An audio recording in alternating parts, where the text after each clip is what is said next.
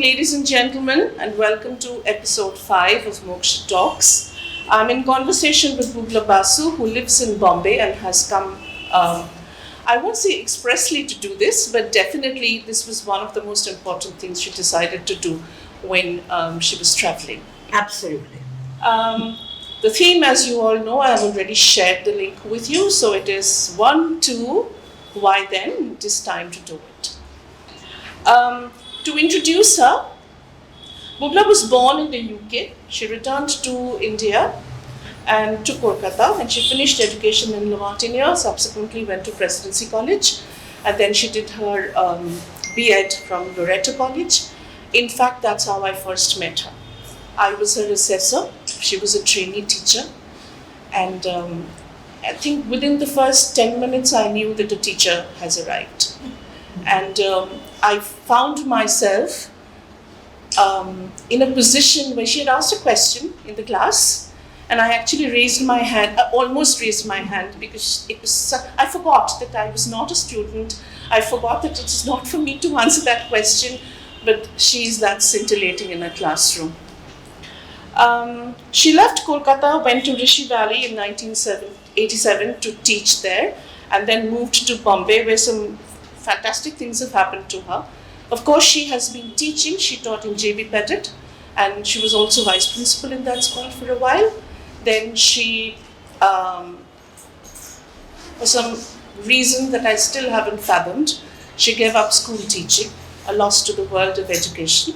But she continued to teach, as in she continued to do workshops. She's done several in Kolkata, in Bombay, in Delhi, and I have attended a couple of them, or I've heard details of some of them, and I know what kind of work she does.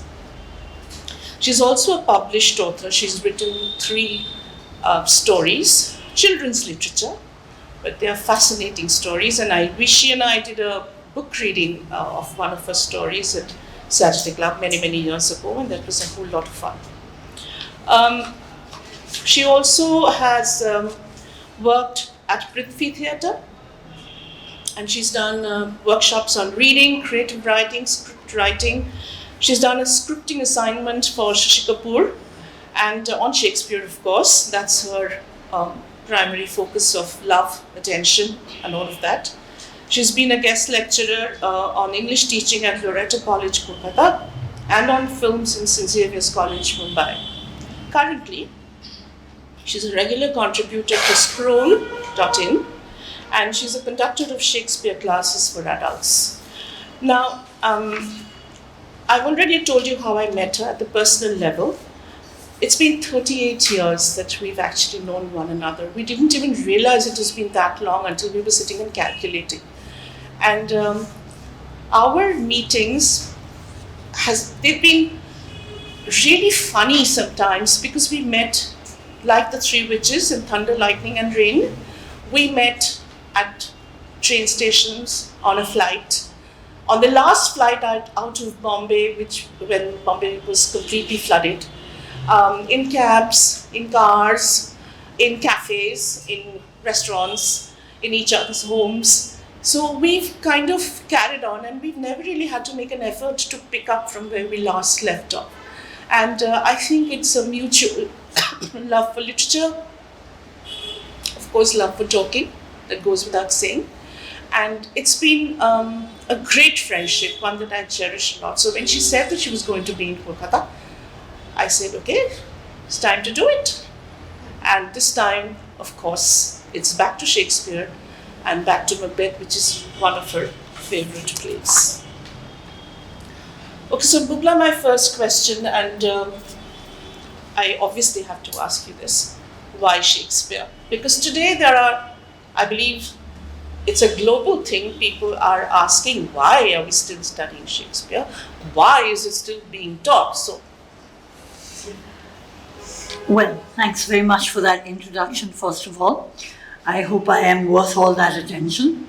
I should tell you, first of all, the raven is hoarse. And so, and we all know that Macbeth is the name that we do not say. It's associated with all kinds of superstition. It is known as the Scottish plague. I tried saying Macbeth this morning, and this is what happened. Now, there are all kinds of stories that go around Macbeth, superstitions. Productions of the play have been mired in difficulties. Lights have come down, actors have fallen off the stage, and it's always been with this play. So much so that Judi Dench, who does not believe in superstition, says in her book, no, it was in an interview actually, she said that, no, I'm not superstitious at all, but when I said the name, I fell off the pavement. All right, why Shakespeare? Well, no, I think I'd change that a bit and say, why Shakespeare for me? I think for everyone, if we think back, somebody introduced us to say Shakespeare. Somebody said the name. Who? I don't know. For each person it's different. Somebody gave you a book which you said, oh my God, what is this? I remember I had given a book to one of my students, and he said, my God, what bad English he wrote. And so when I received my first book of Shakespeare, it was from my mother. I was 7 years old, nothing happened. What I'm trying to say, it wasn't love at first read. That was gone. Standard 7 was when we did Lamb's Tales from Shakespeare. Everybody's done that. Everybody's nodding sadly. We know what that book was. Okay. The problem with that book, as I felt with Macbeth, that particular play, was about the woman. How could she have been so utterly evil to have pushed everybody off the edge, herself included? So I didn't buy that, but okay, it was one of those things. In Standard 8, we did Twelfth Night, not working. And then, in Standard 9 and 10, we had the best possible English teachers. And once you have that, you have the keys to the kingdom.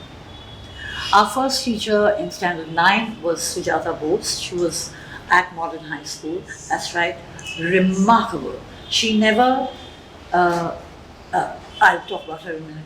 The diction was superb. The book was a boring edition, Verity Shakespeare, bad. But she taught us Julius Caesar and had us like that. Our second teacher was Mrs. Brown, and she taught us Macbeth. She was charming. And she taught us with such thoroughness that she could actually even make parts of Macbeth funny. Now, when I say that, I don't mean she trivialized it. I mean she had the intelligence to break the tension at the right points, because as adolescents, okay, hurry up, get it over with. And so she knew that, and she held our attention. Neither of these teachers were edutainers. Neither of them was out to put up a sound and light show. It's a long time ago. There was no sound, no lights anyway. No DVDs, no movies, no nothing, not even creative teaching, as we have learned to, advertise. Is it creative? Does it bring out inner potential?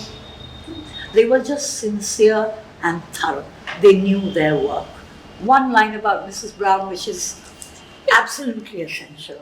There is a part in the play when, and everybody knows it, there's a part in the play when Macbeth has just committed the murders and it's discovered. It's discovered, and that he's gone and killed the grooms as well.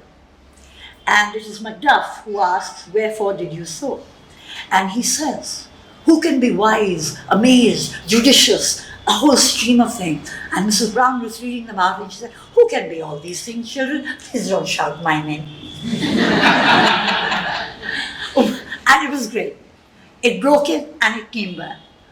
Before the murder scene, we know that Lady Macbeth is drinking. So Mrs. Brown told us that, so you see children, and she always talked to us as children. So she said, you see children, she was also having a quiet one. All right.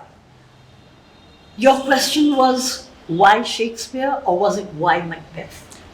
Why Shakespeare, which I think you have addressed, but if you would want to carry on, then you want to say other things. Yeah. Especially because globally, like I said, there is a question why. Well, I don't know the answer to the global question why. I can only talk about why it is so important to me. I find that Macbeth is Shakespeare's thriller play. Actually it's a pot boiler. It's really exciting. And it is visceral. It's visceral like no other play I have read, and I have not read all of them. It's visceral, you can feel it. And you can look at it, and you can smell it, and you can almost taste it. You can turn yourself into it. Now, if that sounded good, it's not because I wrote those words. Those words come from Ted Hughes. Ted Hughes talks about literature, poetry. He says, just think of what you are writing.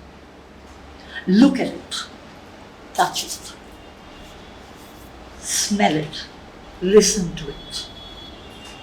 Turn yourself into it. And that is what happened to me over the years, happens to me over the years whenever I do this play. I think it is visceral because it's all these things. It's physical. It's really physical. And in my mind, Macbeth, this is hardly the best or definitive way of looking at a production of Macbeth. I think Macbeth is three colors, not tricolor, red, white, and blue, but tricolor, red, white, and black. Red for blood, black for evil, white for innocence and goodness, which ultimately Please note, I'm innocent. Yeah. So this is the way I see it. And once one does a thing like this, one begins to see the play in certain colors. The colors are all there. The colors are all woven into the play, because that's another magical aspect of maybe this play or all of Shakespeare. Like I said, I don't know all Shakespeare's plays. I know this one. Okay. To me, Macbeth is still very relevant, because when I look at some of the questions that this play, brings out, I think the most important one is that ambition. It's all right. It's good to have ambition, but don't fall on your face when you are being too ambitious. It's also about power and corruption, and I don't think I need to say anything about that at all. We live in a world which is absolutely consumed by power and therefore by corruption. But what I found the most interesting when I was reading all of the things up on Macbeth, because Bubla made me do that, on social media, we all have one image of ourselves. So we're like the innocent flower. And perhaps underneath it, we all have a serpent inside, which we don't want the world to see. So this difference between appearance and reality, which is, I think, there in all of literature, I found that absolutely fascinating, that you can actually connect Macbeth with this. What I also found fascinating is the gender roles. As we all know, Shakespeare heroines were not women, and they were young boys. But Lady Macbeth comes with a kind of power, with a kind of strength, and of course, whether she was the fourth witch or not, we'll come to a little bit later. But I found this gender role, the fact that she had a husband who actually listened to her. I mean, how many wives would be so happy to have a husband who actually listens to what the wife is trying to tell him to do? I mean, I don't necessarily mean go and murder this and murder that or whatever, but the fact is that she had that kind of power. So I find Macbeth very, very useful even today.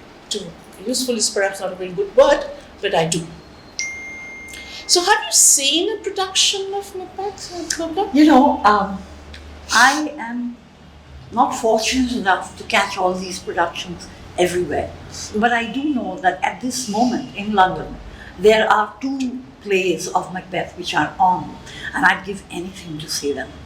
There's one which is with Ralph Fiennes, and he plays Macbeth, and he is the woman who's playing with him is Indira Verma.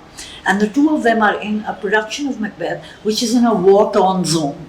So the audience apparently has to walk through this war-torn zone. If you're talking about relevance, well, we know where the war is, we know where the wars are, and we know what those zones are increasingly looking like. It is relevant.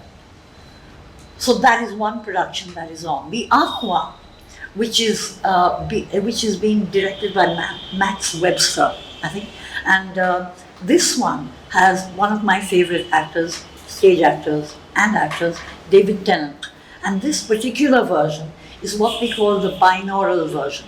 That is, now as I began, I was talking about the raven is hoarse. There are many sounds in Macbeth.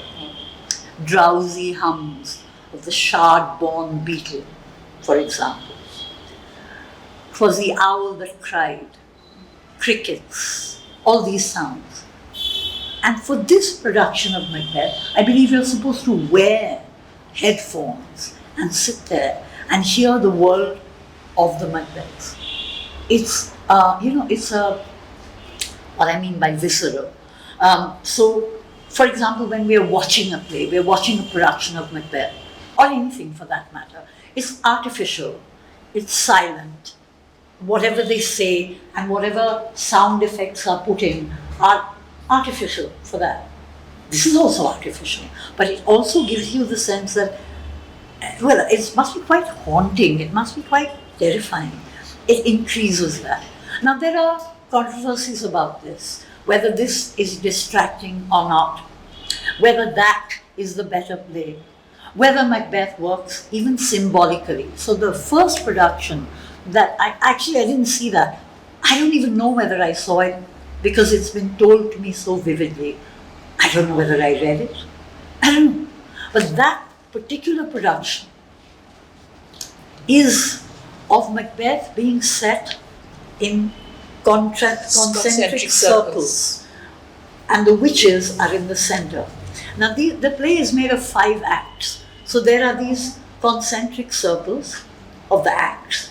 And up there are concentric circles of light. Now, as Macbeth goes deeper and deeper into crime, you remember one of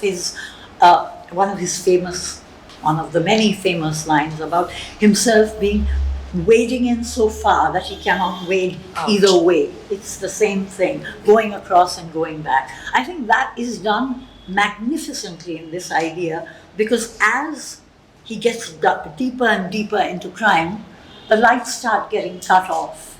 So then there's just darkness, and it's a pool of darkness. And there are the witches right there, controlling it. So that was symbolic. I did not know of such a thing.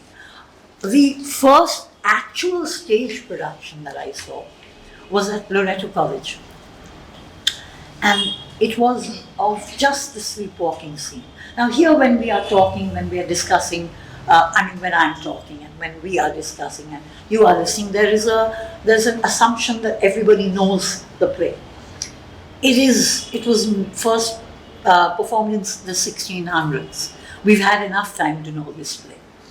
And there are enough ways in which to do it. So, today's session is not a class. We are talking about really the imaginative ways in which Macbeth can be presented. Because Shakespeare never wrote to be studied. Shakespeare wrote to be performed. And if we were just without any background at all, what would we see? What would we make of it? So this Loreto College production, it was staggering, and it was just young girls of 18 or 19, something like that. It was Lady Macbeth's sleepwalking scene. Vivid, even now, so many years later.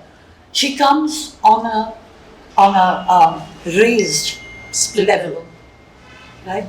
And she comes out dressed in red, dripping blood, as it were. She comes out like that. I don't mean she's dripping blood, but that was the color. That's the first time I thought, all right, so color can be so crucial.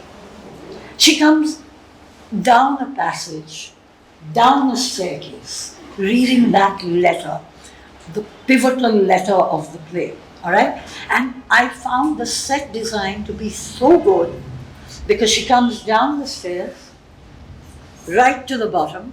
The staircase has a serpent's head on it. Now this may be a little over the top, but it was my first experience and I was stunned because later she's going to say it. Look like the innocent flower, but be the serpent under it. Round there was a wash basin, which she was going to use later. So everything that was put into the first section of the play was actually in the last section. So they didn't do the earlier parts of the play. They only did the last scene. I mean the Act 5 Scene 1. And it all came back, everything. And that's something I really I find always when I read Shakespeare, that what is spellbinding, especially about this play, is that you are never allowed to forget certain things. The play is incredibly short. It's a short play where words are repeated. You cannot forget what happened because it's carried over, almost like a TV serial. What you missed is a recap, but it's said by somebody else, and then it's said by somebody else. And then if you have really been watching that play, you will forget who said it, but you'll know that something is familiar. So while I talk about this, I also want to talk about how it has been for me to have students who've gone way ahead of me and who've gone to the US and become practitioners of drama. One of my students told me this. She said, because the audience, we're talking about plays, we're not talking about movies. She said, because audience memory is short and they are not following it in a text. So actions and positions on stage, intonations have to reverberate. So when Lady Macbeth speaks earlier and she says, things without all remedy should be without regard. What's done is done. All right? Now, in the sleepwalking scene, she says, what's done cannot be undone. So the way to say it, as I was told, what's done is done. In the same spot, what's done cannot be undone. Spoken like that, undone. It is quite spellbinding when you take in a play with these nuances built in. I know I need another question from you because yeah, sure. My next question from the plays obviously would be to the films. So you have watched enough and more. Oh yeah, I think everybody's watched some version of Macbeth somewhere, and the most recent ones that I know of is the one directed by Joel Cohen. This one had Denzel Washington in it and Frances McDormand. And this film, which I have not seen, most unfortunately, is a film in which light and shadow are almost Wellesian, like it is in Orson Welles' films. There you have light and shadow doing a terrific job. Here the Cohen film works like that. If anybody's seen it, you must be very lucky. I've seen sections of it, and I thought I was very lucky. I thought it was great. This is one. The one that I really, really was struck by was the one by Justin Kurzel. And this film changes a lot. Now this idea that, Macbeth is someone who is, it's ambition, it's greed that makes him do all the things he does. He was pushed by his wife, it was the witches, all that's okay. But in this particular version of the film of Macbeth that I'm talking about, this film shows him to be not that at all. It shows him to be really a burnt out shell of a man, somewhere in his middle 30s perhaps, who has lost a son in battle. And the bereavement and the grief has contributed to him being this kind of hollow person who's been scooped out. Everything's been taken out of him. And Lady Macbeth, who has lost this child, which is referred to, there is a reference. The play is full of riddles. And that's great about Shakespeare because he expects the director and the actors to fill in those gaps. He's not going to tell you everything. Do it. And that's why you have so many versions of this play, or all his plays, I guess. So this one, which is fascinating, is about sadness, incredible grief. And the same idea of bereavement is bound up with the idea of PTSD, post-traumatic stress disorder, which comes from those horrific battles that he has been fighting. Oh, he's been called Bellona's bridegroom. Oh, he's been called Valor's minion. Oh, he's been called worthy cousin. Oh no, that's not working because he's finished. So there's this. And in the film, Marion Cotillard plays Lady Macbeth. She is not what we thought of. She is not this kind of person at all. And the same words that we have heard Lady Macbeth used to really drive him and whip him along, they're coaxed. They're said so coaxingly to him. Are you a man? Not the other one that we are used to. Are you a man? Are you a man? Almost like you'd coax a child. And he is childlike. Husbands listening to wives, yes, this is a child listening to its mother. A mother who is so ambitious, and we know these mothers in our daily lives, mothers who say, what can you and I not do together? We'll do it. They didn't make you a head boy? I'll see to it that you become the head boy. What did she say in the play? She says, hie thee hither, that I may pour mine spirits into thine ears, and chastise with the valour of my tongue all that impedes thee from the golden round which fate and metaphysical age doth have thee crowned withal. Yes? So she does that too. And the sleepwalking scene at the end of the film is not of course she sleepwalks, she goes off, commits suicide, all that. But the talking, that sleepwalking scene is where she's pleading to that little boy at the beginning of the film, the boy whom they lost. So that child is absolutely, it's a tiny child. And she says things to him like she says, as we are accustomed to hearing, look not so pale, put on your nightgown.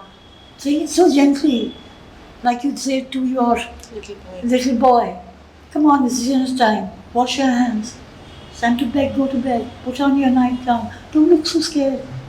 You know, it's revolutionary when you see directors looking at the same text, making different films out of the same text, making people talk the same words, but in completely different intonations. So this was one. Is this the play where they went for counselling, grief? Oh, sorry. No, that's another production, that's by Harriet Walters. She's an actress on stage, and there's a series of books called Actors on Shakespeare. So you have someone like Corin Redgrave. He writes about being Julius Caesar, playing Caesar weak, playing Caesar strong. He does it. Harriet Walters is an actress who played Lady Macbeth, and her production, her play, was directed by someone called Greg Doran. They decided to take up this bereavement in such a way that they actually went to bereavement counselors. I think that is absolutely, it tells you with what commitment they put themselves in. They went to bereavement counselors to find out what happens to parents when they lose a child. What happens? Does the couple get closer in their grief? Or do they keep separate? Or is it that they cling to each other? What is it? And what I found to be fascinating there were the ways in which these were depicted in even earlier films. There's a play which is, I suppose, the gold standard. Judi Dench and Ian McKellen. They played the couple in a much earlier production. my God, they are absolutely besotted with each other. They love each other so much. The physicality, the sexuality is so strong between them, child or no child. And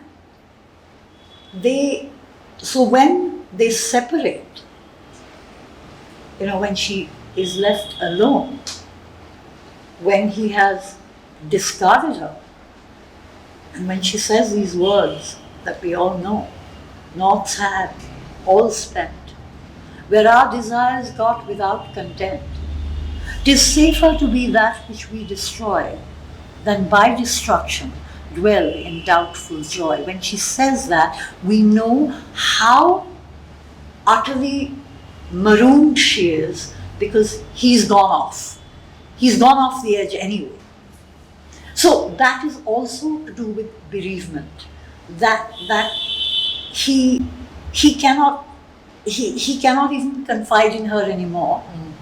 And also, putting the other idea together, Mummy is brave boy. He can do it very well, thank you.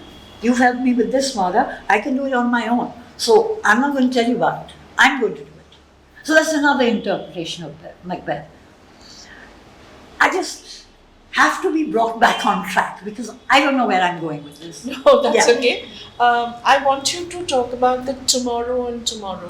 Yeah, the famous tomorrow and tomorrow and tomorrow creeps in this petty place. Everybody knows that.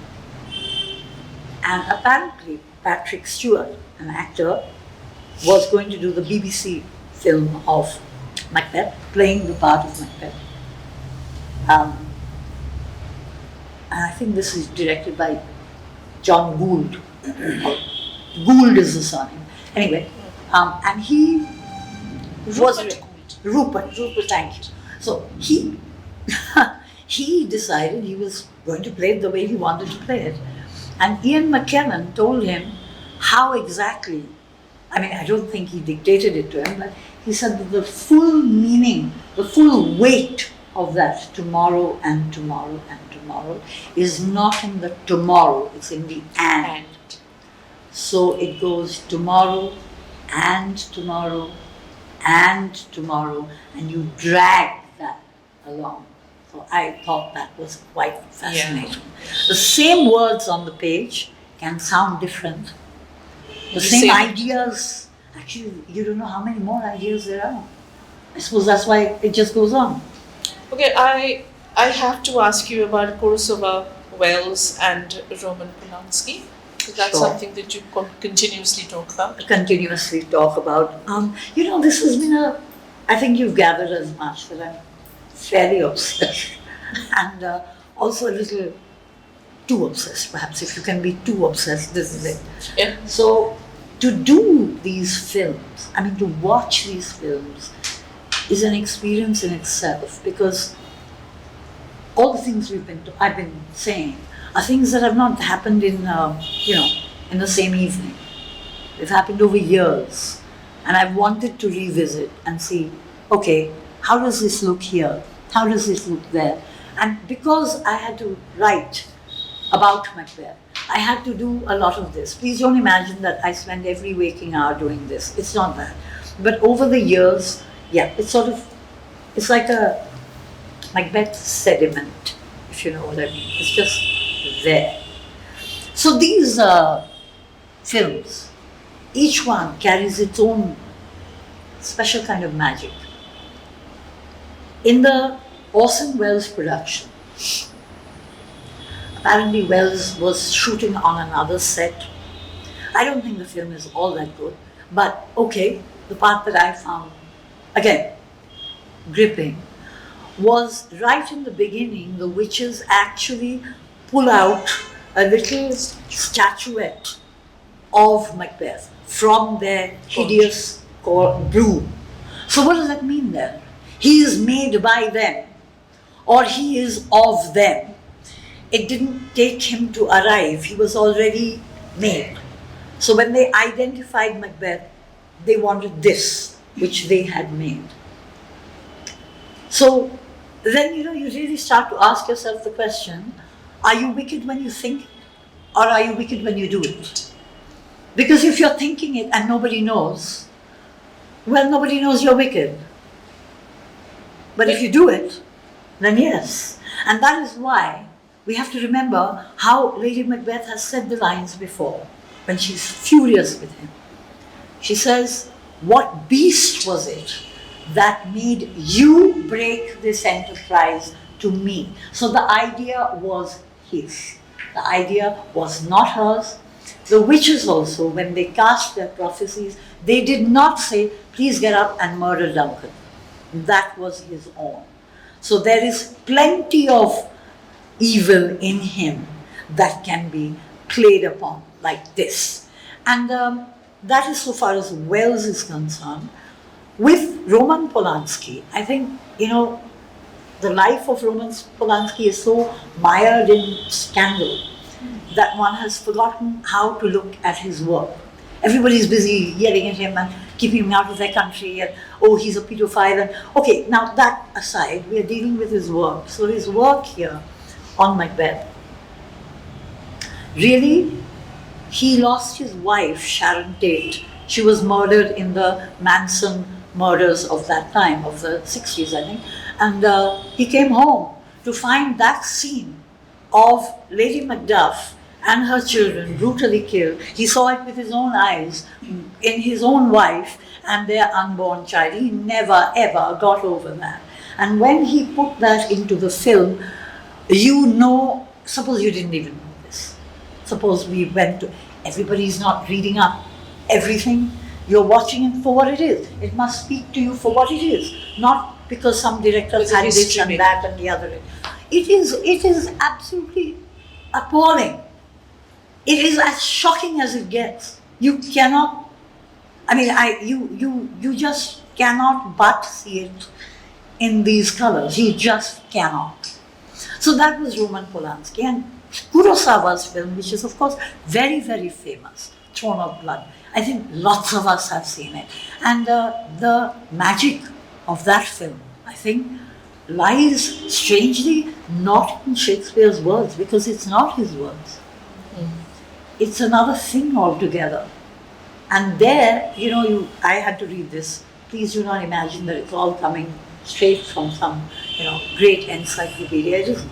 I had to read about how the elements of the no tradition of theatre were put into Kurosawa's film, wherein the elements themselves are strong, and the whole film is sort of wrapped up in this fog. Hover through the fog and filthy air. We've got it, right? So the whole film is that. And at the end of the film, the last title card tells us that it's the story of a man murdered by ambition.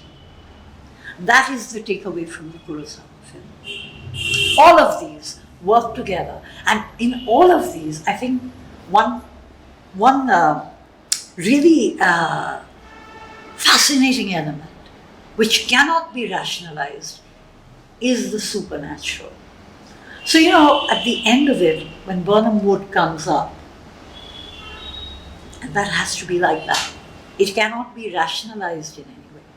It has to be as absurd as that, because, and as manipulative as that, because that was the trap.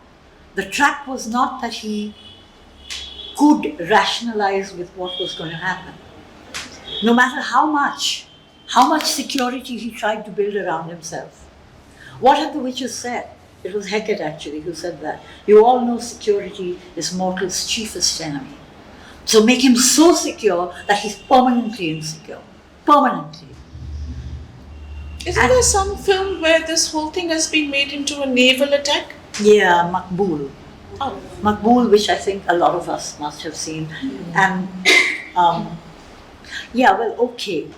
I remember liking it very much when I saw it. But such as my opinion is worth. No, that is Makbul. That is something else. That is the story of some sexed up mafia thing going on in Gunda land and the navy coming and this is fine where it is. Tabu is beautiful. the music is fine, the photography is lovely, all that's great, but it's not Macbeth. It's not. This is something else. Because here in that, especially with this rationalization thing, it is not the Navy that counts. It's meant to be a riddle. It's meant to be this. Because what had Banquo said right at the beginning of the play? Instruments of darkness. Yeah, but 'tis strange, and oftentimes, to win us to our harm, the instruments of darkness tell us truths, win us with honest trifles, to betray us in deepest consequence. What he says in the beginning is what Macbeth takes the whole play to understand. I'm going to drink some water. One of the things that I want to take away from what you have already mentioned is that in one of the interpretations, Lady Macbeth certainly doesn't come across as the fourth witch, because he had enough evil inside of him, right? So, Vasundhara 1910, it's a gender retelling of Macbeth. So, what is going on over there? Well, I mean, that is a different thing altogether. That's a different play where Lady Macbeth has been focused on. And we've had plays like that. We've had it. Gender has been part of changes. In fact, even now, not just with Macbeth, Glenda Jackson played King Lear. King Lear. And there have been. I mean, years ago, what was her name? Sarah Siddons, who ages back, she was the first woman who played a woman on Shakespeare's stage. And I was thinking of, who's the other one? C.N. Phillips. But she played Juliet. At 76. At 76, she played Juliet in an adaptation, which was set in an old people's home. So I don't think that really would be the play I'd like to see. And I haven't seen it. But this Vasundhara, I can't quite remember enough about it. I remember the one with Ganpat Rao, who made a Marathi Macbeth.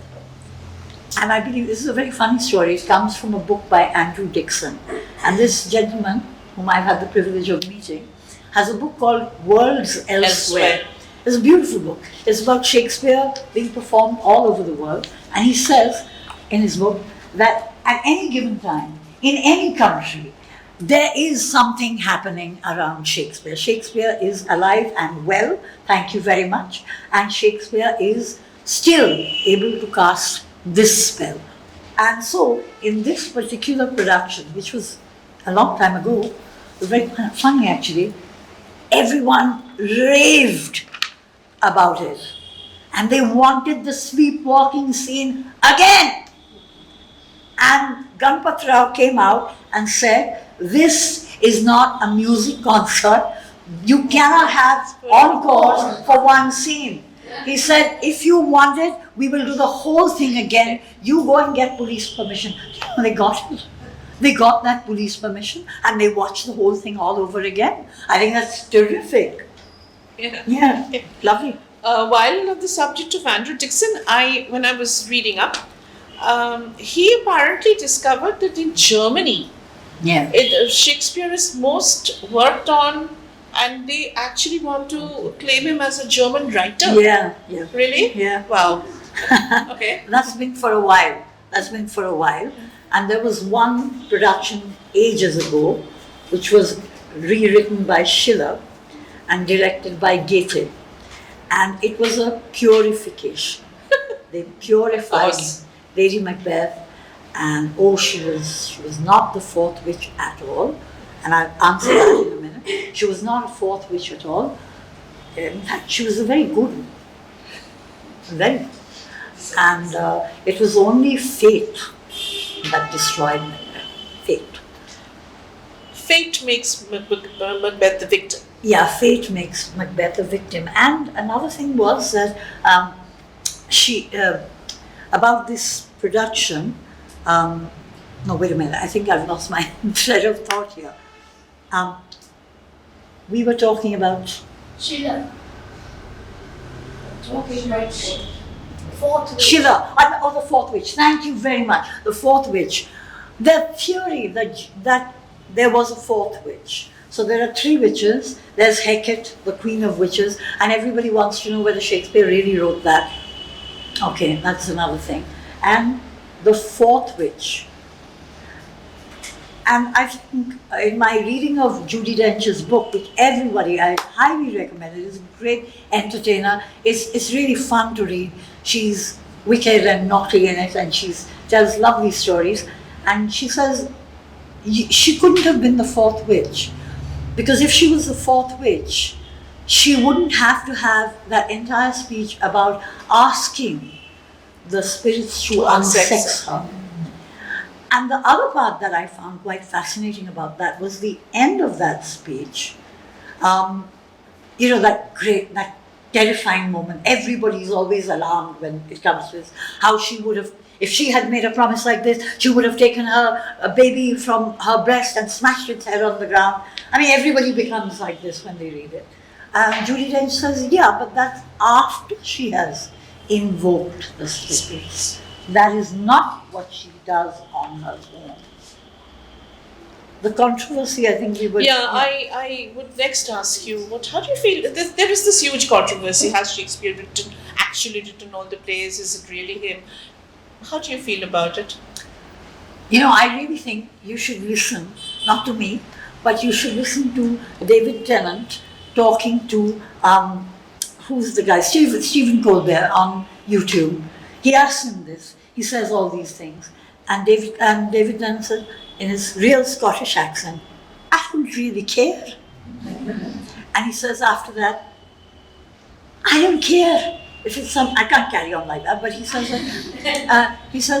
if it's some Earl of Duda or somewhere who's written this, I don't care. I've got something terrific in my hands. I don't care. And again, I go back to Judi Dench, because she's really, I don't have to tell you what a favorite she is of mine. You know all that. You're already smiling about it. So Judi Dench says, there's an interview, and the gentleman who's actually written, because she has macular degeneration. She can't write, she can't read. So the person who's written the book, Brendan O'Hea, and he asks her about this, and he says, what do you think about this controversy? Do you think that the story of the man from Stratford will do? And she says, yeah, it will do. So, to answer your question, if it can do for Judi Dench, it can do for me. I know that you've been rereading Judi Dench. So do you think it makes a difference the way in which you teach after having read the book? Oh, definitely. Yeah? Oh, definitely. It gives you a sense of how an actor, how a director puts this magic up on stage. What does an actor have to be to deliver these lines? When we were taught in school, I did bring this up, we were taught sincerely and thoroughly. And we were not overburdened with the iambic pentameter, and all this stuff was not. Quarto and the folio. And all these things, they came along and they were not really, we didn't really care. That's it. We are with the story, we are with the characters, and when you see the people, the practitioners of this, how they approach it, it changes your whole way of looking at things. Because one of the things that I feel very strongly about is a foolish idea that goes around, that you go to watch entertainment, you leave your brains behind. Now, why would anybody want to do that? I haven't quite followed that. And who would want my brains anyway? I would like to take my full self there, arms, legs, brain, everything, and take it all in. You take everything with you. You are not detachable like this. So, when you read an actor's way of reaching an audience, it makes a world of difference. Really a world of difference. I believe Peter O'Toole messed up his Macbeth production and turned it into some kind of a comic situation. I don't know if he turned it into that, but it was really disastrous. Yeah. It was really sad. When we're talking about an actor, I've just told you how an actor can make you feel about the role. And then if it's disastrous, as this particular production Yeah. was, it must be terrible. But I do feel also that one actor does not ruin a production. That's not fair. And even though he said this, even though he did this, was part of a shocking, shocking production of Macbeth, directed by, I think, Brian Forbes. He said something which I think is very valuable. And he said, the story of Macbeth is not about a tragic hero, it's about a tragic villain. Flawed villain. A flawed villain, not a flawed hero. That really spins everything around. When we talk about a flawed hero, we talk about the evil in the hero that makes him flawed, or whatever the thing is. When you talk about a flawed villain, you're really talking about some degree of conscience that this man had, which he did. He really didn't want to do it. Yeah. Is this a dagger? Is this a dagger? And what did she say? And this is really one of my favorite quotations. When she says, "Thou wouldst be great, art not without ambition, but without the illness should attend it. What thou wouldst highly, that wouldst thou wholly, wouldst not play false, and yet would strongly win." That's what she said. Afterwards she says, "Your face, my thane, is a book where men may read strange matters." She says, "To beguile the time, look like the time. Bear welcome in your eye, your hand, your tongue. Look like the innocent flower, but be the serpent under it." I'm going back to the first production, the serpent under it. What else did she say? He that's coming must be provided for. Look at the euphemisms in that. He that's coming must be provided for, and you shall put this night's business, great business, another euphemism, into my dispatch, which shall, to all our nights and days to come, give solely sovereign sway and masterdom. And if we really listen to that, as Jadu said, listen to it, To the serpent. solely sovereign sway. She is tremendous.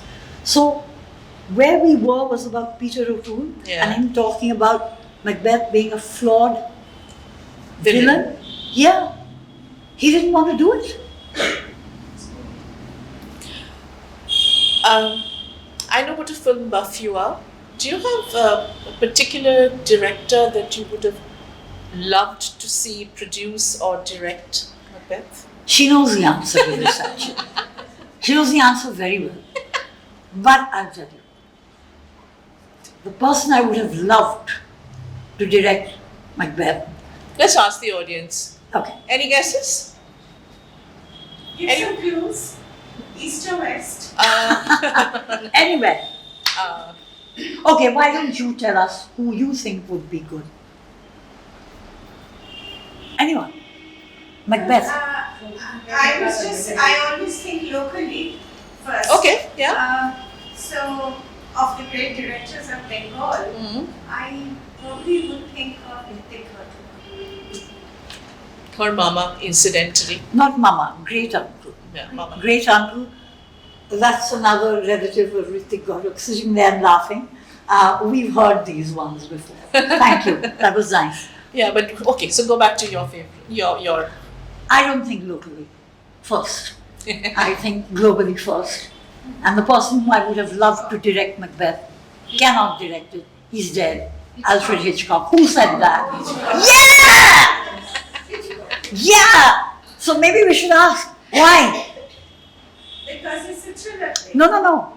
Why did she say Hitchcock? I mean, the whole piece, I don't know, is gripping and gory. And he is beautiful. Yeah. He knows how to make things suspense.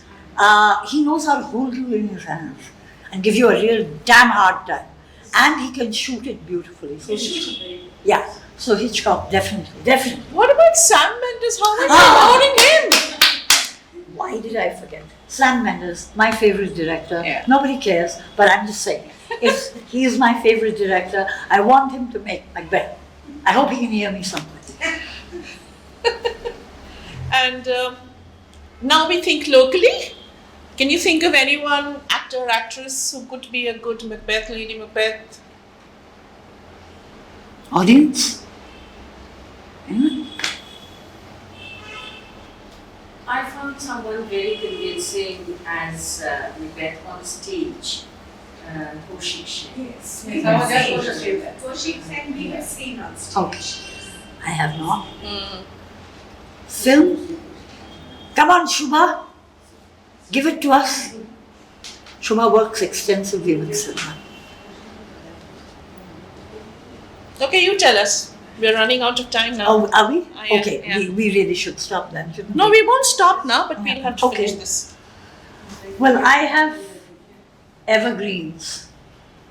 I have evergreens. Nothing changes for me about these two people, our Indian stars, Naziruddin Shah, Shaban Azmi. Exactly. That's it. Ageless. Ageless. You'd say it. Well, he was. He was. In Makbul, he was Macbeth. So these two, yeah, sure. Yeah, these two are still around. Irfan Khan is gone. Yeah. So yeah. But I think these two are ageless. And in fact, Macbeth is ageless. So in the final analysis, what is this play about? I mean, we know it's about ambition, greed, corruption, all that. What else? And you said bereavement already. Yeah. So is there anything that we haven't looked at? Or Not have that we? I can think of Okay, immediately. all right. Okay. It's about darkness. Darkness. Yeah. It's Extreme also dark. kind of manipulation of your brain Sure. and circumstances that work towards that Yeah. seed that has been sown. Okay. And the last, towards the end of the discussion, what's in the language? And I know your answer. You're going to say everything. Yeah, I am going to say everything. Everything. Yeah. But if you ask me, my favorite scene to establish this language thing is the Porter scene. I think the way in which he used prose to show that this was not an educated person, he uses topical references to local things that were happening so he could connect with the audience. And of course, we know the dramatic reasons. This is comic relief, the actors needed to change and all of that. But the line that really, and also he's drunk, and that kind of connects it with the two grooms in the room doing what they are supposedly doing, but they have not done. So that alcohol thing is also a connection, but what I really find fascinating is the line when he says, "Lechery, sir, it provokes and unprovokes. It provokes the desire, but it takes away the performance."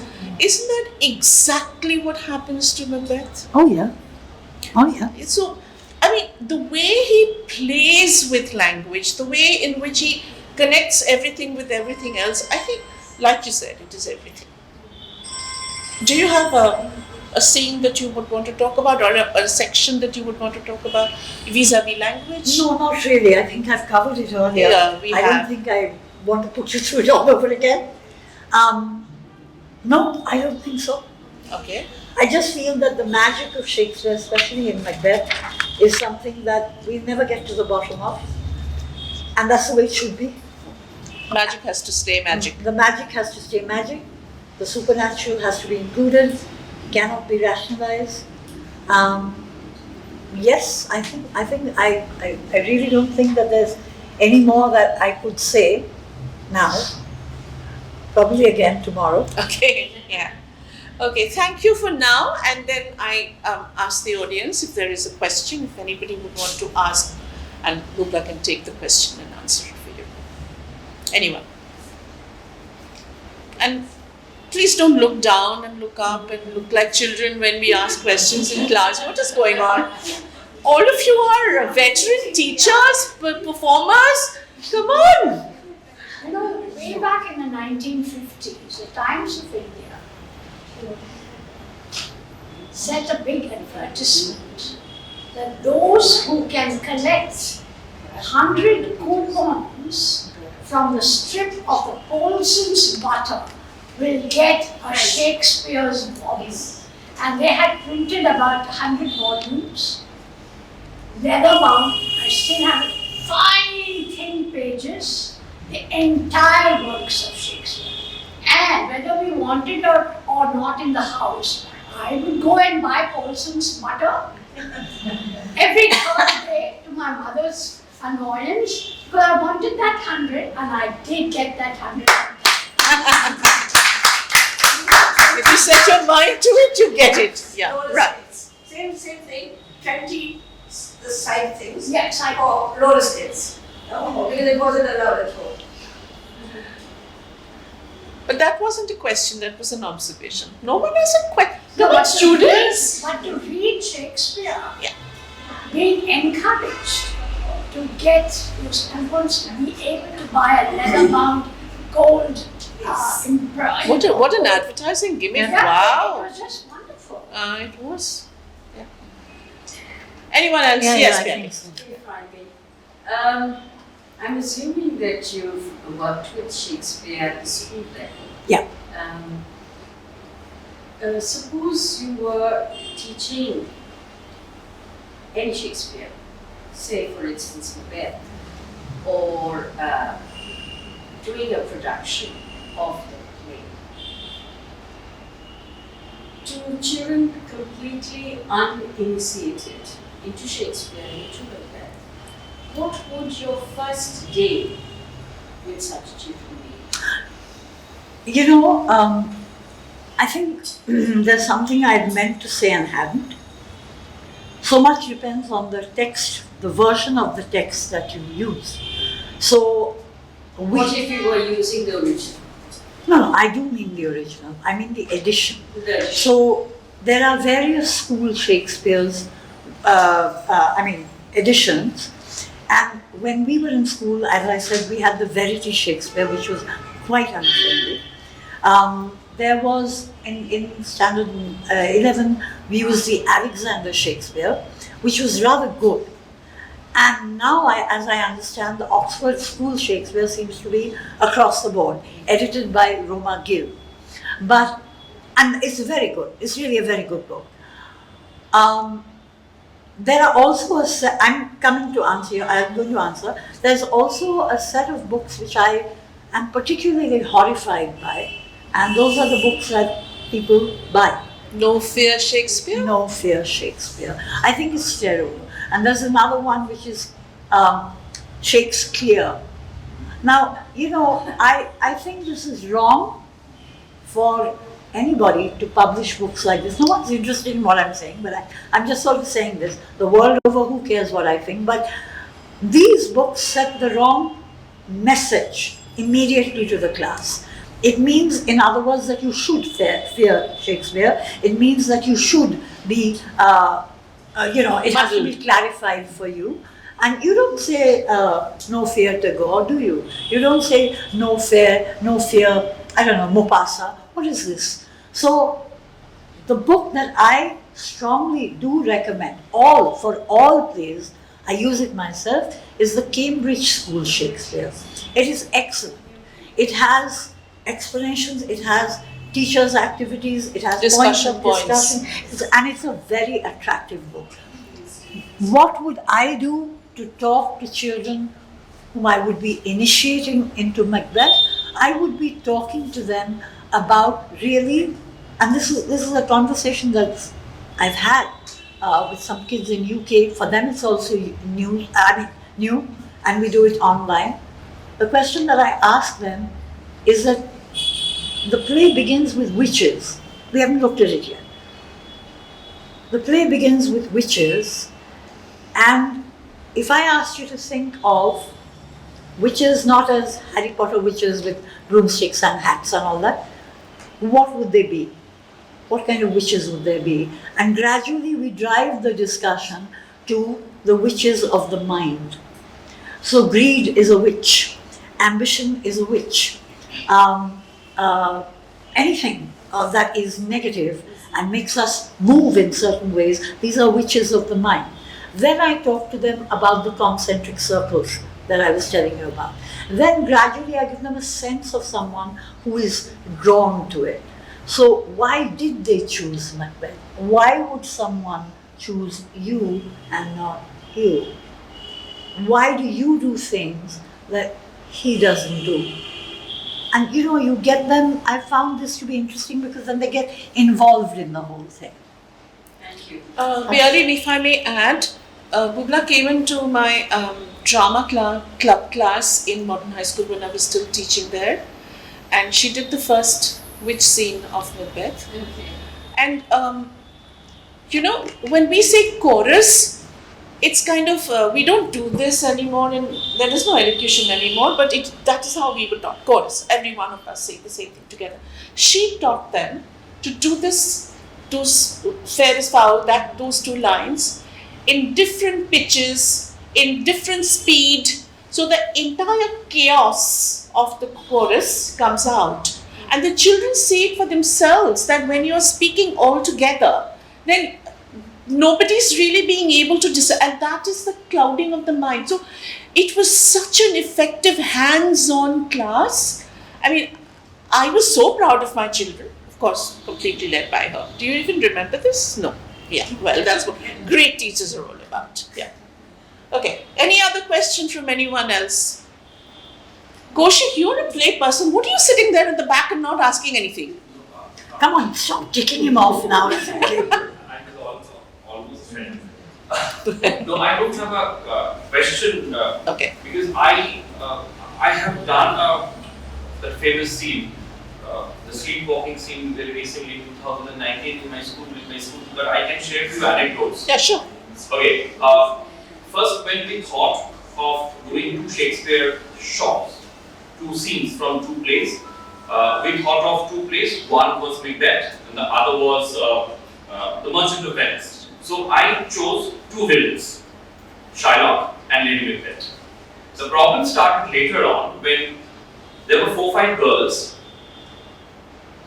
who separately came to me and told me that I want to become the Lady Macbeth, you better take me. So I said yes. Every time someone was coming to me, I said, I could not dare to tell them no. So I said yes. And then I thought that I said yes to 4 of them, what to do. So what I thought was, I broke the Lady Macbeth's line into 4 different characters. And I made 4 Lady Macbeth.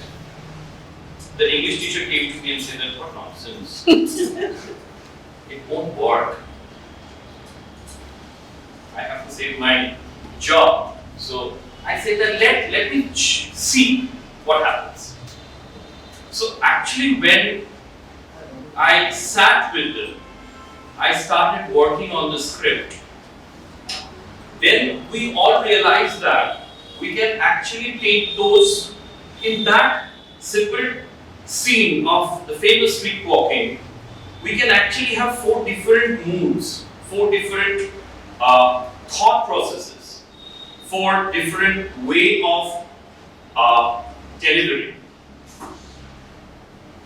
From the way she comes with the Candle. That can be another way of thinking, and when she says that I want to wash my hand, that can be a separate way. And at the end, let me tell you, we were doing it in the Science City. The children got a standing ovation because our thought actually went to the audience. The audience actually liked the way we tried to define that character, Lady Macbeth.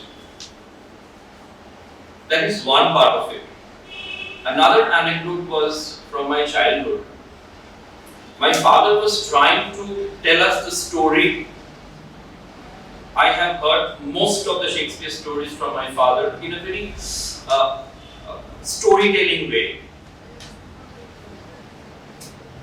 So, while he was telling us the story, my mother was around for some reason. I still remember while she was giving a cup of coffee to my father and going, she just say, thank God, Lady Macbeth did not have a mother-in-law. She just then Lady Macbeth. And we were all, I kept on asking my mother, why? Why did you say that? In Bengali she said, "Boro hole bushbe." Ki? Boro hole bushbe. Boro hole bushbe. I didn't just celebrate. I have around 18 years back.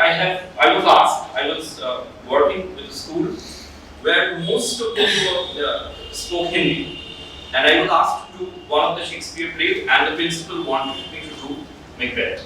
I tried to convince the principal that for 8-9 graders, it will be very difficult. Can I make it an abbreviated version where I don't go very deep into it? Where my last scene would be the most interesting scene when the forest is coming forward, and the first scene would be the most interesting scene where people say, "When shall we meet again?" My teacher, she's a very renowned person, when I came to her with the script, I normally do that whenever I write a script, I come to her. She said that people will beat you up. How dare you do the full Macbeth in 12 pages? Again, that worked. Because when I do a theatre, my general idea is who is my audience. So when I am doing a play for the children, I keep in mind that it has to be for the children. And these two incidents actually taught me how classical Shakespeare can be. How classical. It's for all ages, how we interpret. I was listening to you. It was so enriching. And I was actually, in retrospect, thinking of my understanding when I was trying to do a Shakespeare in my own with very little understanding.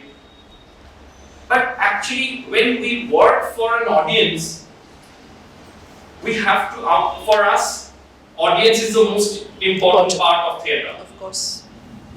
So I have to convey, I have to make the audience sit down and share all those emotions which he wanted to say in our own way.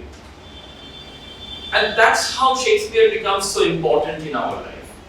You know, I forgot to mention this, and I think I should. This is really where I am going to say what I'm going to say because it connects with this. I had the opportunity a long time ago to interview Vijay Tendulkar, Marathi playwright, a very brilliant man, and about Shakespeare actually. Prithvi Theatre was doing something about it anyway. And what he said to me was this. He said that Shakespeare, and this was not about Macbeth, he said Shakespeare is complete. It's there. He said that he himself did not understand Shakespeare when he read it. He didn't have the background or the wherewithal. And he read it and read it and read it and read it until it made some kind of sense to him in his way. And what he understood was what he shared with me. And I really think that settled a lot of things in me. He said, you can do what you like, but Shakespeare is complete. The plot, the characters, everything is complete. You can add all you want. You can modernize it all you want. You can make it as symbolic and all that as you want, but Shakespeare is complete. And I really take that with me when I visit these various productions, everything we've talked about today. I really feel that, yeah, sure, but the text, that is the text. Now, you can do this and you can do that, you can take this out and put that in, but it's complete. What do you want to do? Which is where the magic of the words becomes so important. Magic. They really are magic. I think I'll just have to go back to a very dry academic question, Sure. which you have already partially answered. My friend and I were talking about this last night, the tragic hero part. When we were studying in college, we were all given this Bradley. as the epitome of everything. And so the tragic hero and the fatal flaw and the hamartia, and so the downfall of this worthy villainous bridegroom and things like that, and the catharsis. But when I read Macbeth now, I often think, as you said, when Peter O'Toole said, he's a tragic villain. So did he really have that transformation, that self-revulsion? Did he really have remorse? Because at the same time, he was subverting the entire religious structure of his time, Yeah. which said, love thy neighbor. Yeah. And he went on killing everybody. He didn't love any of his No. neighbors. So did he really have that elevation of a tragic hero? Is it there? I don't quite find it in the Tomorrow and Tomorrow. I mean, he's tired, and I understand he's brave enough to face. He doesn't run away. He doesn't commit suicide. So he's brave enough that way.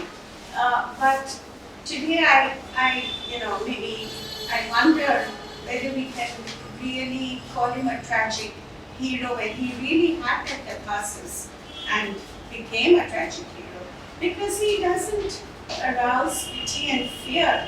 I mean, not all. I mean, what he arouses in me as a reader, I don't pity him all the time. And I don't, maybe I fear him, but I don't pity his situation because he chose to do. Yes, I know the Lady Macbeth persuasion and all that, but in the final count, he chose to do what he did. So your question is?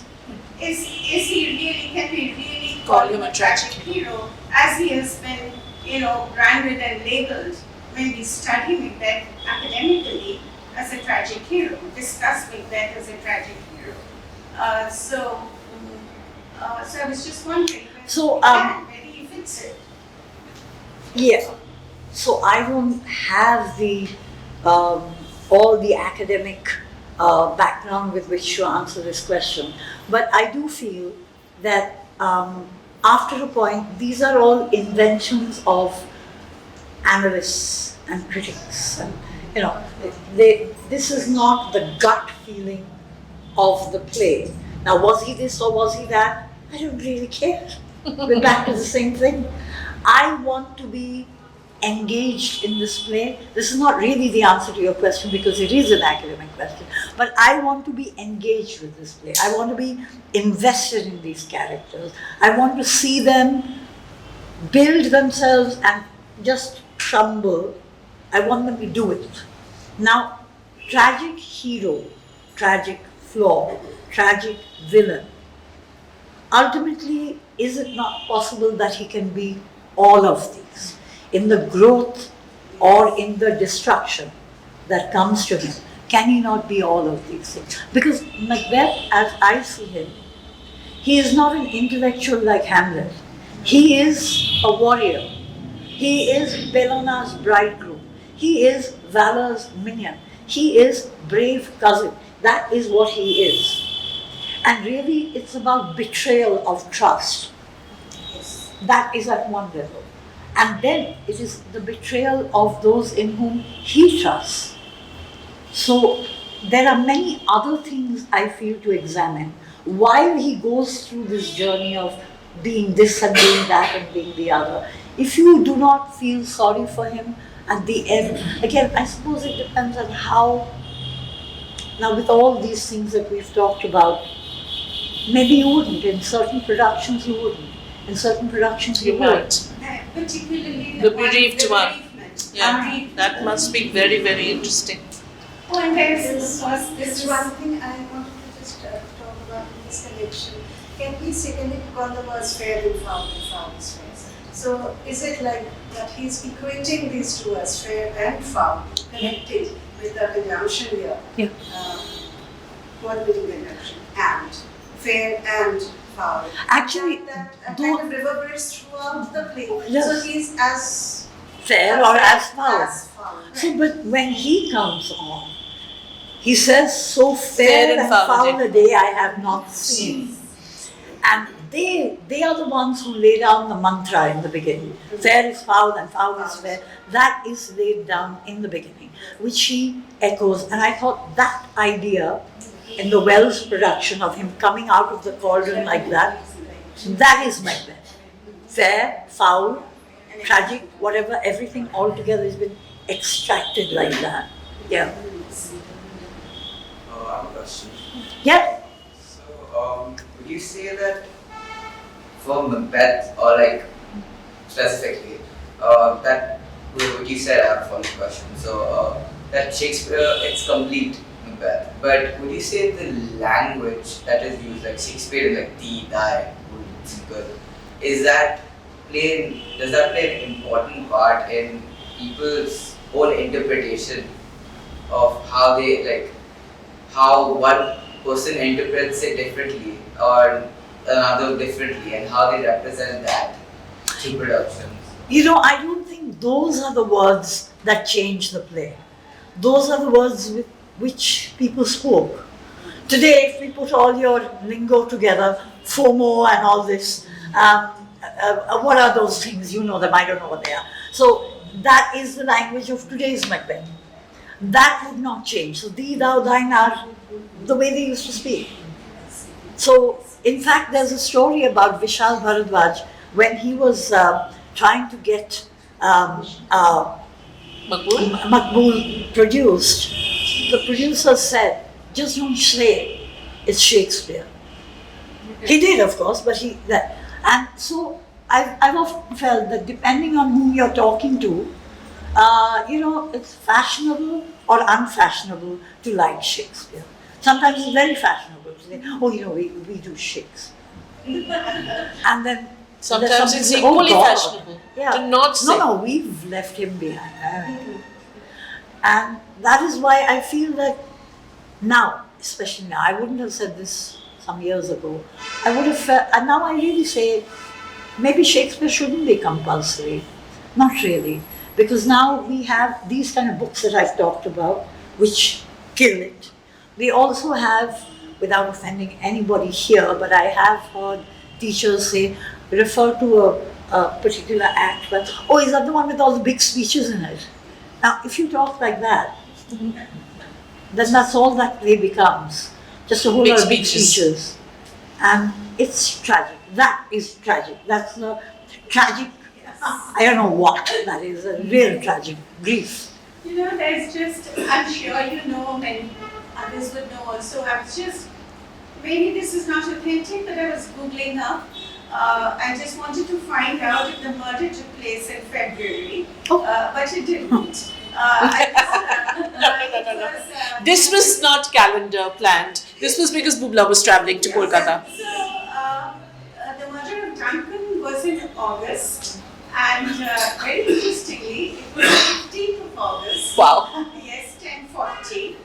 And the murder of, the killing of Macbeth by Macduff was in 1057, so he ruled for about 15, 17 years.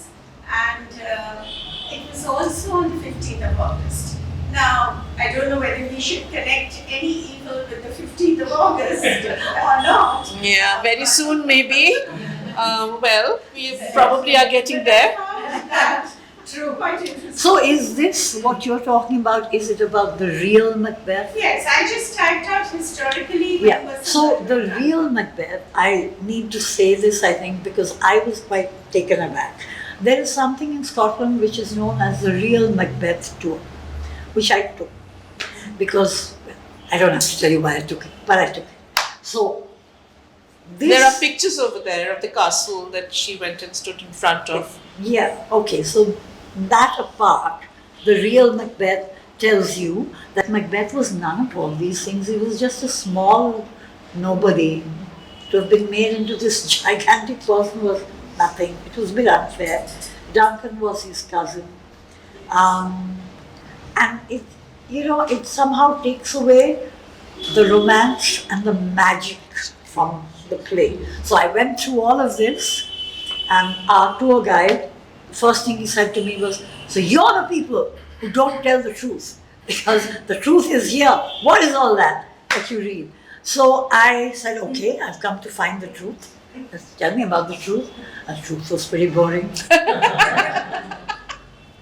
It's fiction. It's fiction that does it, not the truth.